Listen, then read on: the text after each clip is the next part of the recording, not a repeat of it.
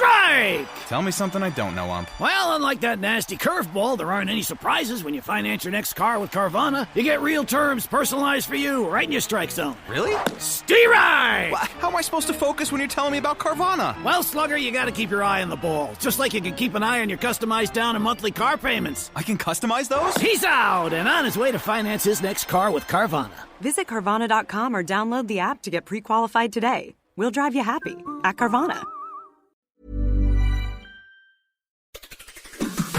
On today's Smart 7, it's a damn disaster in Ukraine, Gulf civil war comes to an end, and lots more. It's Wednesday the 7th of June, it's Global Running Day, and happy birthday Liam Neeson. The Smart 7. It's news, but not the news.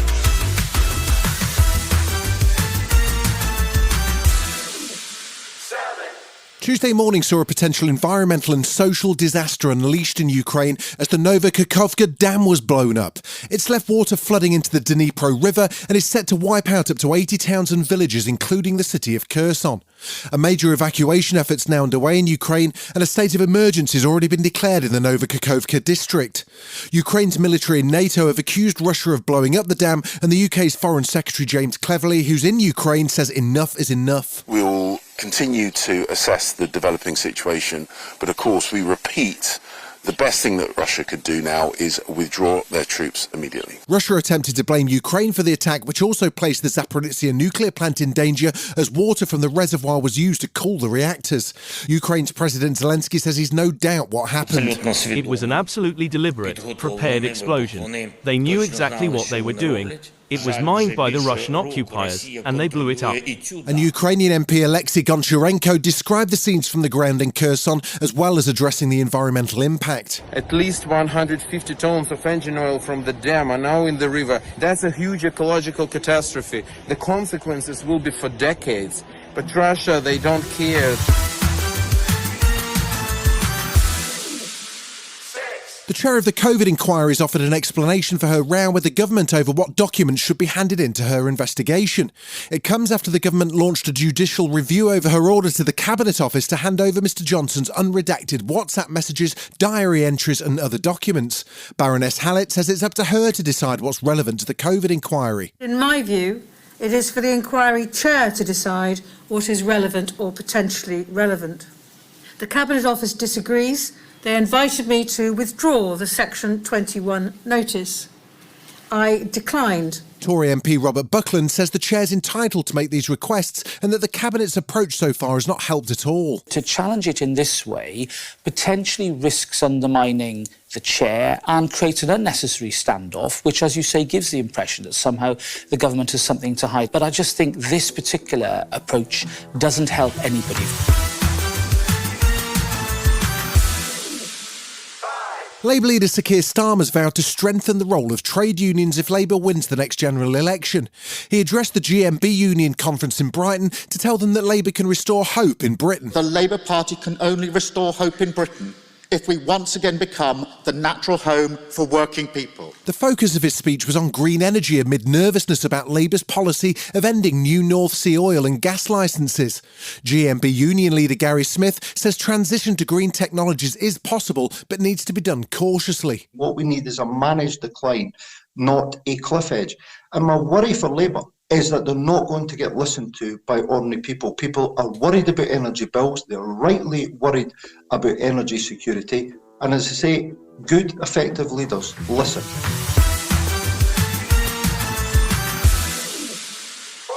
Things are going from bad to worse for this morning as the focus switches to the ITV bosses. They've been hauled before the Culture Committee to answer questions about the Schofield scandal. And after Holly's saccharine public statement on Monday, SNP MP John Nicholson couldn't resist a quick dig early on. I suppose I should ask, first of all, are you okay? He went on to condemn This Morning editor Martin Frizzell's outrageous, dismissive and flippant comments over whether there is a toxic environment on the show. ITV Director of Policy Magnus Brook was forced to defend the company, saying they take their responsibilities of safeguarding very seriously. We do take all of these allegations very seriously, precisely because we do have a culture in which people's conduct it matters enormously. Still to come on the Smart 7, Gulf civil war comes to an unlikely end and a shocking story from Hollywood right after this. Welcome back. The golfing world's been rocked by a surprise announcement as the PGA Tour, Live Golf and Golf's European Tour, known as the DP World Tour, agreed to a shock merger. There have been bitter words and rivalries as Live Golf peeled away PGA stars with large cheques, but now it appears that Saudi Arabian money's won out.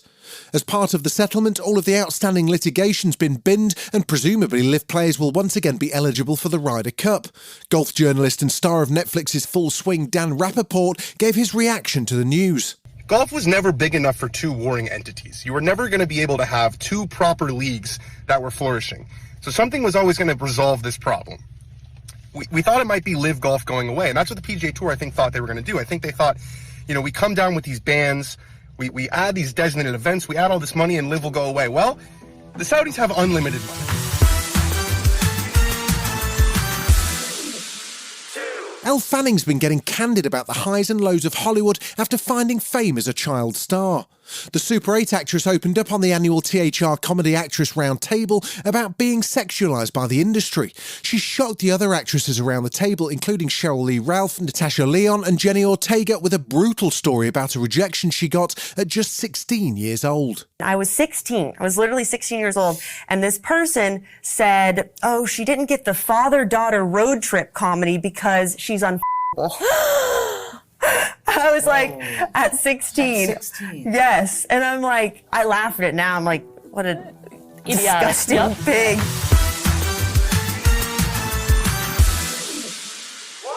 Meeting the in-laws can be nerve-wracking at the best of times, but imagine if they're world-famous bank robbers too. That's the plot of Netflix's latest comedy action romance offering. The Outlaws sees Adam Devine play mild-mannered bank manager Owen, who's getting ready to marry Parker, played by Nina Dobrev.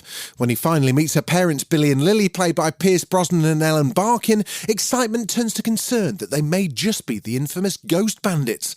The film lands on Netflix on the 7th of July, but tell you what, catch the trailer right now. Let's just pray we have a nice, chill day. This is a robbery! I think your parents robbed my bank. You can't be serious. They knew the voice activation code to get in the vault, which I'm pretty sure I told your mom about when I was wasted. She left me roses Find the stairs. Thank you for your cooperation, Owen. You've been listening to The Smart 7. We'll be back tomorrow at 7 a.m. Hit that follow button and have a great day. Give us 7 minutes and we'll give you the world.